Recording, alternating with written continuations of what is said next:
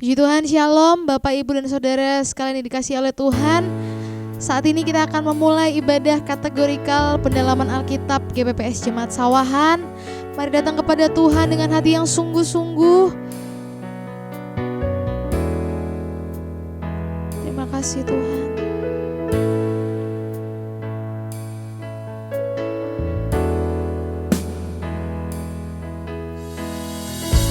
Segala perkaraku ku serahkan padamu,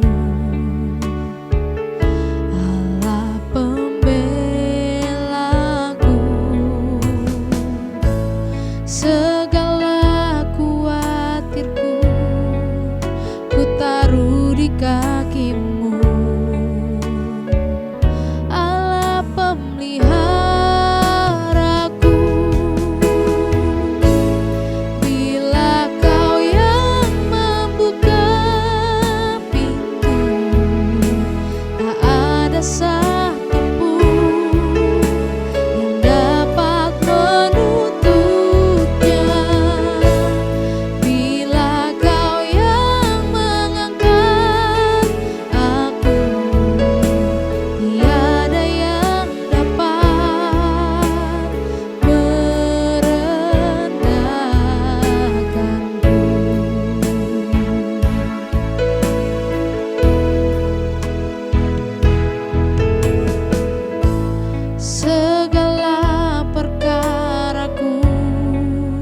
Serahkan padamu,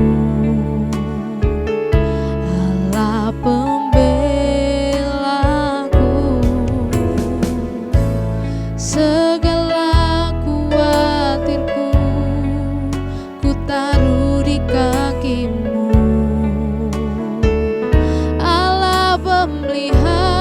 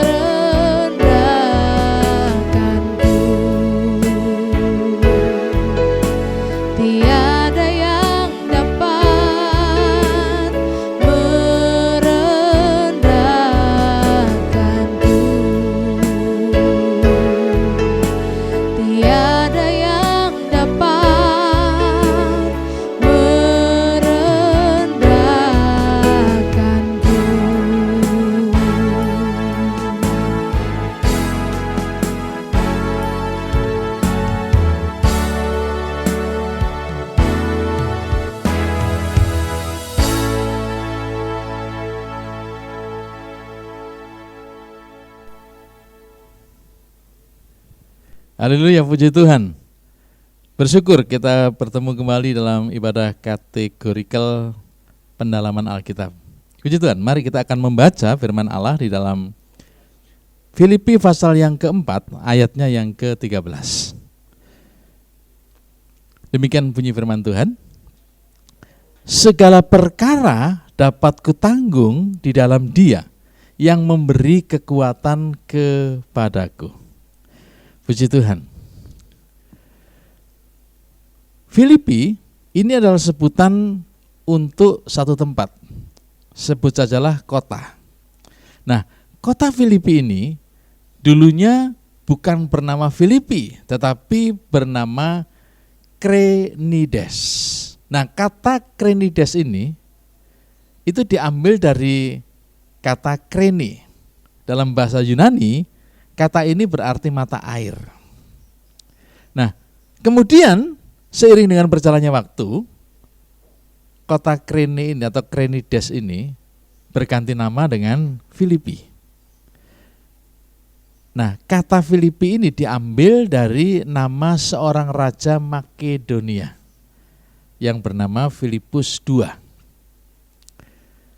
Tahun 360 sampai tahun 356 sebelum Masehi, Filipus II berhasil menaklukkan kota ini dan menguasainya. Maka sejak itu kota ini yang dari Krenides diganti namanya dengan namanya Filipus II ini, yaitu Filipi.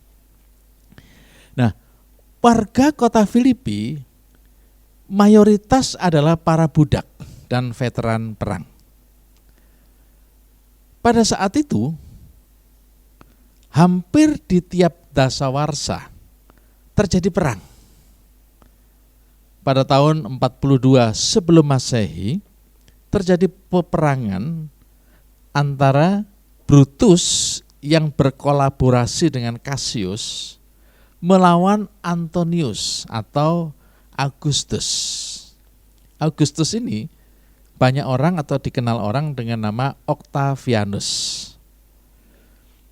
Tetapi pada tahun 31, yaitu tadi terjadi pada tahun 42 sebelum Masehi, kurang lebih satu dasawarsa terjadi perang lagi.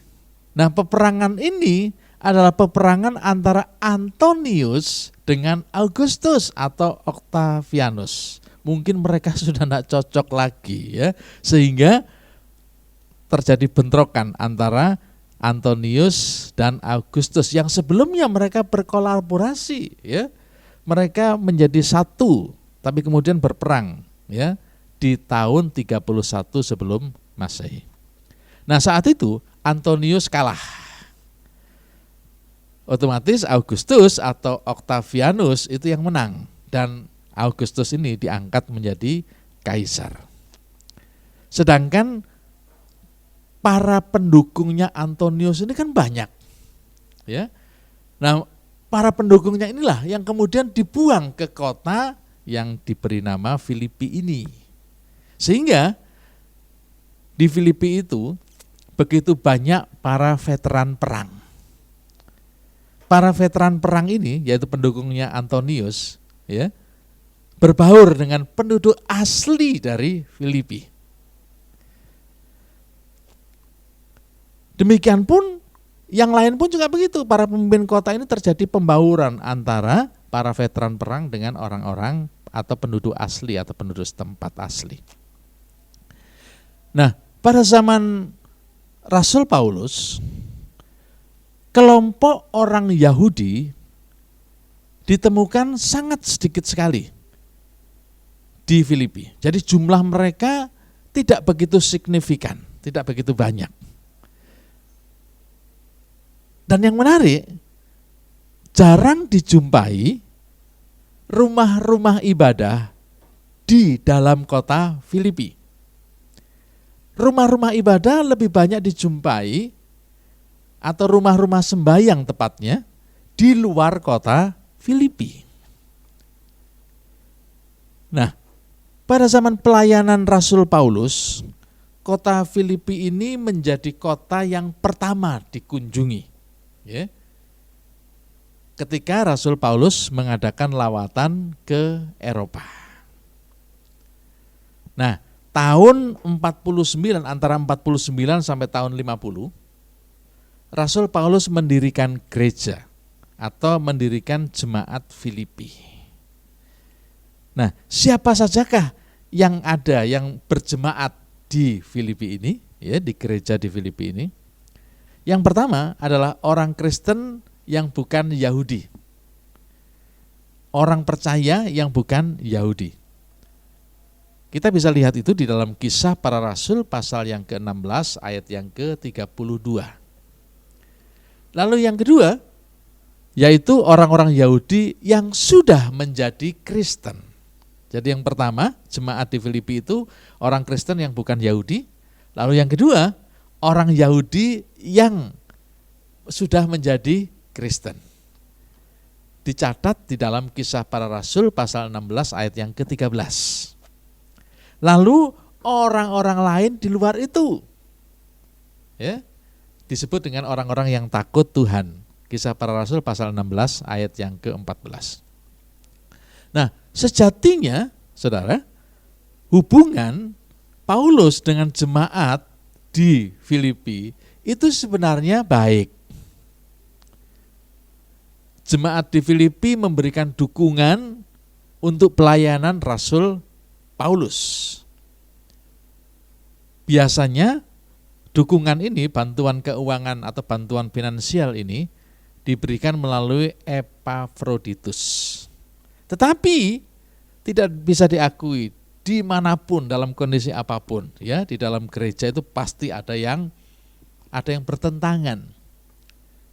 Nah, di Filipi pun juga begitu. Ada kelompok orang yang tidak sependapat atau tidak sejalan dengan Rasul Paulus maksud saya. Dan itu dicatat dalam Filipi pasal yang ke-1 ayat yang ke-27 sampai 30, juga dicatat dalam pasal 2 ayat yang ke-21. Ya, ada orang-orang yang tidak sejalan, tidak sepikiran, ya. Nah, sekarang penulis dari Filipi atau surat kepada jemaat yang di Filipi, banyak orang meyakini bahwa ini adalah penulisnya adalah Rasul Paulus. Kita bisa lihat dalam Filipi pasal 1 ayat 7, ayat 14 dan ayat 17. Nah, saat itu diyakini juga ketika Rasul Paulus menuliskan surat kepada jemaat yang ada di Filipi, Rasul Paulus ada di dalam penjara. Memang secara pasti, secara data konkret, ya, secara data faktual memang tidak begitu jelas. Saat itu Rasul Paulus sedang dipenjara di mana? Mungkin bisa di Roma, Paulus dipenjarakan, mungkin bisa di Kaisaria, atau mungkin juga di Efesus. Tetapi banyak penafsir, peneliti Alkitab yang berkeyakinan bahwa Rasul Paulus dipenjarakan saat menulis surat kepada jemaat yang ada di Filipi, itu saat ada di Roma, di penjara di Roma. Nah, lalu kapan penulisan surat ini? Diperkirakan ditulis sekitar bulan Maret sampai Juni di tahun 58 Masehi. Ya, meskipun ada pendapat yang lain mengatakan bukan tahun persis tahun 58 Masehi, tapi antara 57 sampai 59. Ya, enggak jauh lah, ya. Tapi juga ada data yang mengatakan bahwa Filipi ini, surat ini dituliskan oleh Rasul Paulus sekitar tahun 53 sampai 56. Baik. Filipi 4 ayat yang ke-13. Segala perkara dapat kutanggung di dalam Dia yang memberi kekuatan kepadaku. Nah, di Filipi ini Rasul Paulus sebenarnya tidak berbicara dan mengajarkan tentang kekuatan dan kemampuan manusia. Bukan berarti ketika menanggung setiap perkara artinya itu adalah kekuatan manusia, bukan. Justru melalui ayat ini, Filipi pasal 4 ayat yang ke-13, justru dia mengingatkan akan kebesaran kuasa Kristus atau kuasa dari Tuhan Yesus yang bisa hadir dalam setiap kehidupan manusia. Nah, di dalam kehidupan manusia, kehidupan kita, ada fakta yang tidak bisa kita tolak. Apa itu? Satu, bahwa manusia itu memiliki banyak keterbatasan. Ya. Lalu fakta yang kedua, Tuhan memiliki kuasa yang tidak terbatas. Ya. Saya simpulkan, manusia memiliki banyak keterbatasan, sedangkan Tuhan memiliki kuasa yang tidak terbatas. Nah, apa saja keterbatasan manusia? Banyak sekali. Saya ambil contoh, fisik. Manusia sehebat apapun pasti memiliki keterbatasan dalam hal fisik.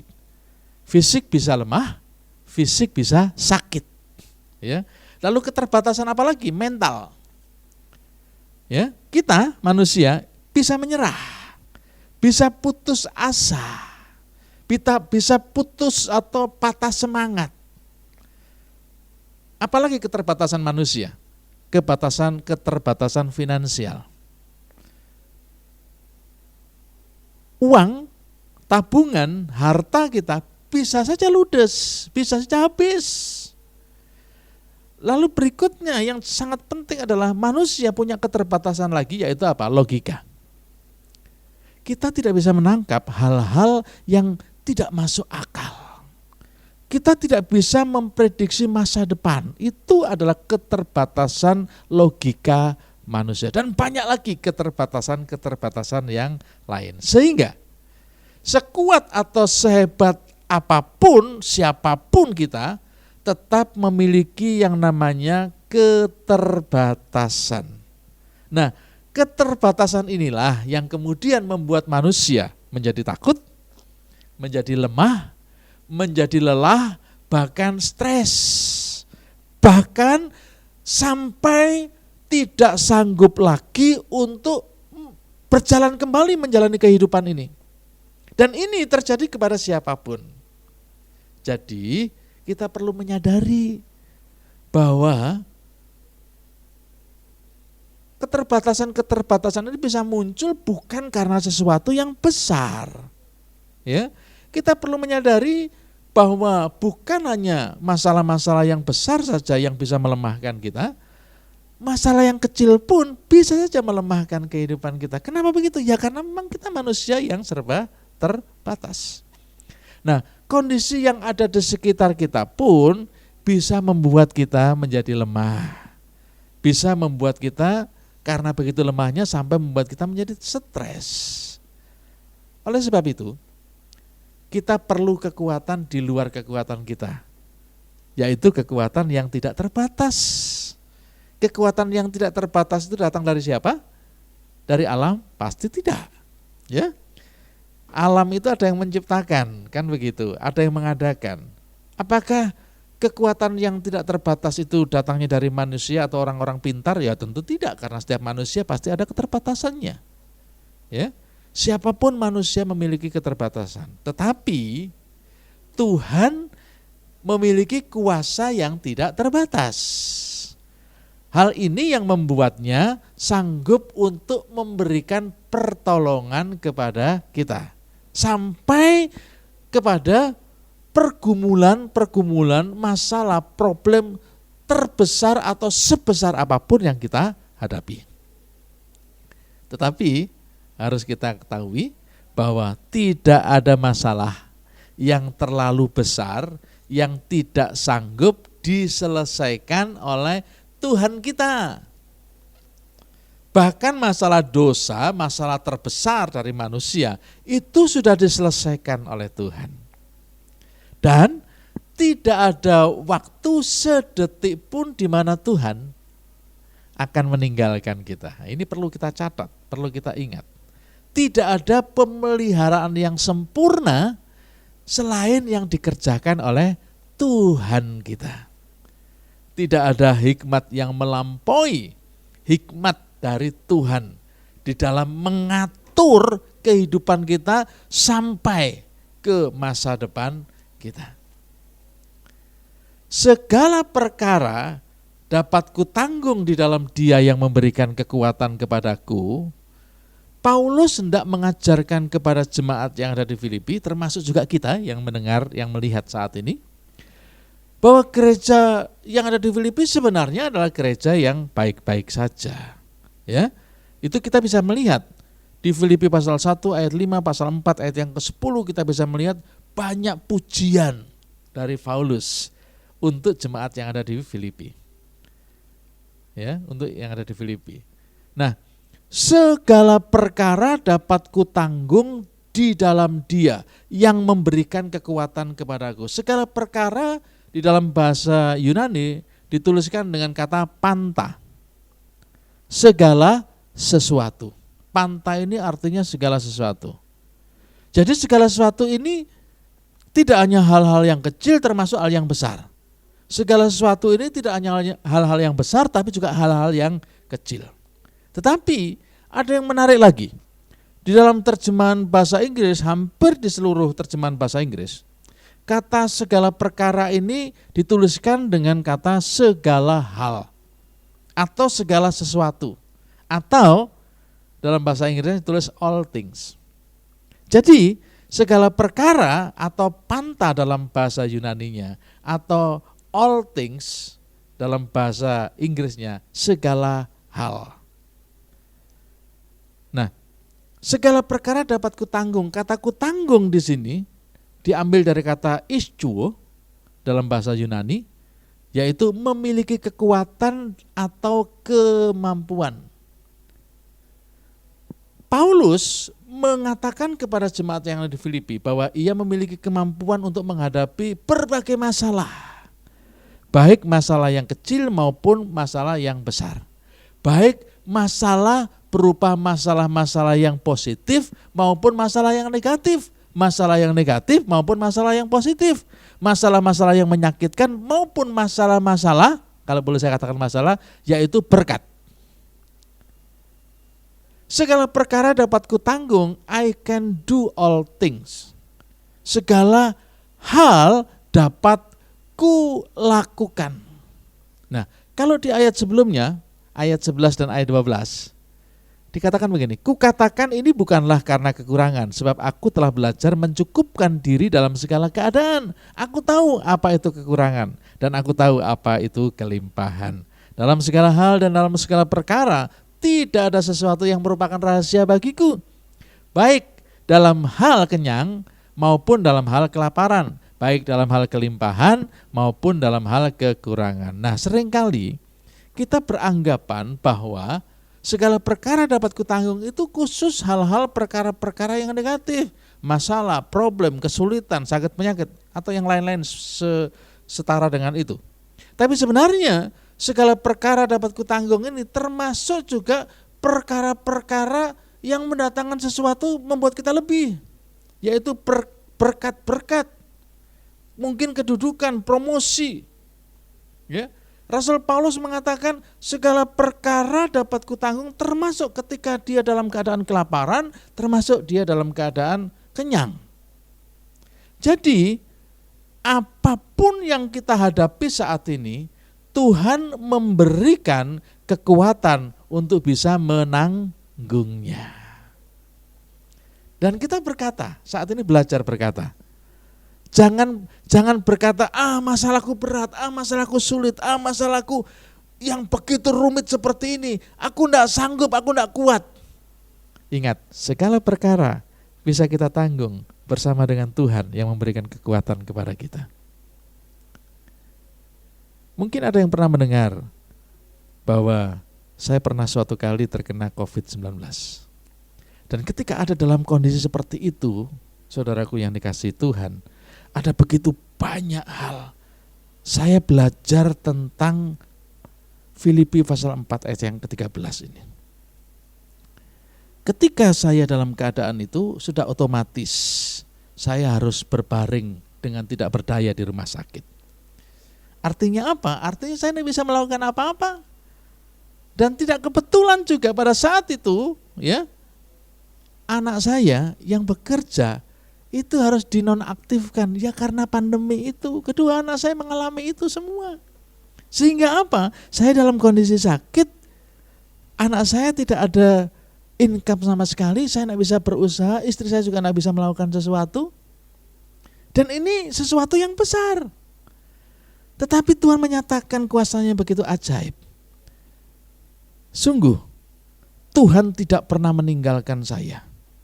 Dia mencukupkan segala sesuatu. Ketika saya di rumah sakit, semuanya dicukupkan, disediakan oleh Tuhan. Bahkan sampai saya pulang dipelihara.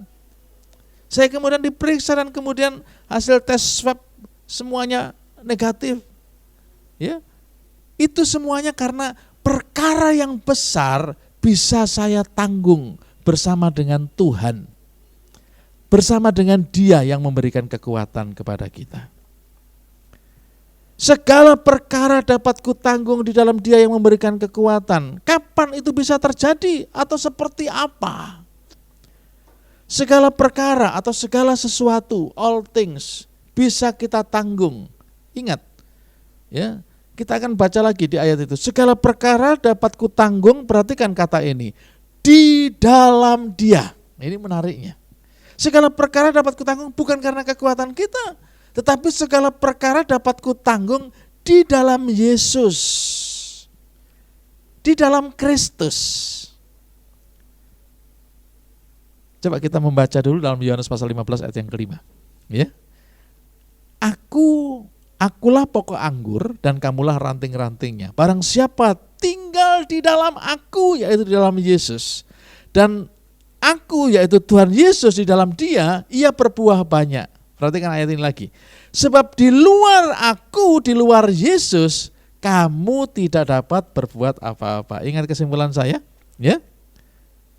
Di dalam Yesus kita bisa melakukan, tetapi di luar Yesus tidak dapat berbuat apa-apa. Atau dengan yang lain, di luar Yesus, kamu Bapak Ibu Saudaraku yang dikasihi Tuhan, ya, saya tidak dapat berbuat apa-apa, sehingga saya simpulkan begini, di luar Yesus tidak dapat berbuat apa-apa, ya. Tetapi dan di luar Yesus dalam bahasa Inggrisnya can do nothing atau can do anything, ya, tidak dapat berbuat apa-apa. Tetapi di dalam Yesus dapat melakukan segala sesuatu. Di dalam Yesus can do all things. Di dalam Yesus can do all things. Bagaimana di dalam Yesus? Saya perhatikan 1 Yohanes pasal yang kedua ayat yang ke-6. Barang siapa mengatakan bahwa ia ada di dalam Dia, di dalam Yesus, perhatikan ini ya, ia wajib hidup sama seperti Yesus telah hidup. Saya ulangi. Bagaimana kita ada di dalam Yesus? 1 Yohanes pasal 2 ayat yang ke-6 memberikan contoh, memberikan jalan keluar.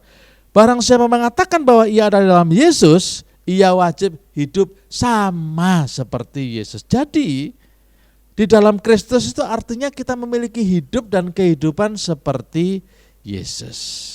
Di dalam Yesus can do all things.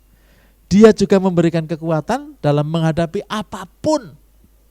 Karena Dia yang memberikan kekuatan bagi kita. Tapi di luar Yesus tidak bisa melakukan apa-apa. Ya, segala perkara dapat kutanggung bukan merupakan suatu kebanggaan untuk diri sendiri yang orientasinya kepada diri sendiri. Tetapi segala perkara dapat kutanggung mengingatkan kita bisa melakukan segala perkara atau banyak hal, segala sesuatu ketika kita ada di dalam Yesus. Bagaimana kita ada di dalam Yesus? Ketika kita hidup, wajib hidup sama seperti Kristus. Karena di dalam Yesus kita bisa melakukan sesuatu atau segala hal, ya, tetapi di luar Yesus kita tidak bisa melakukan apa-apa. Di masa-masa seperti ini kita perlu mengimani Filipi pasal yang keempat ayat yang ke-13. Percayalah, ya, apapun masalah yang kita hadapi, banyak perkara, banyak hal yang kita hadapi, percayalah itu bisa kita tanggung ketika kita ada di dalam Yesus. Segala perkara dapat kutanggung di dalam Dia yang memberikan kekuatan kepada kita. Puji Tuhan. Tuhan Yesus memberkati Bapak Ibu Saudara semua. Mari kita tundukkan kepala, kita berdoa.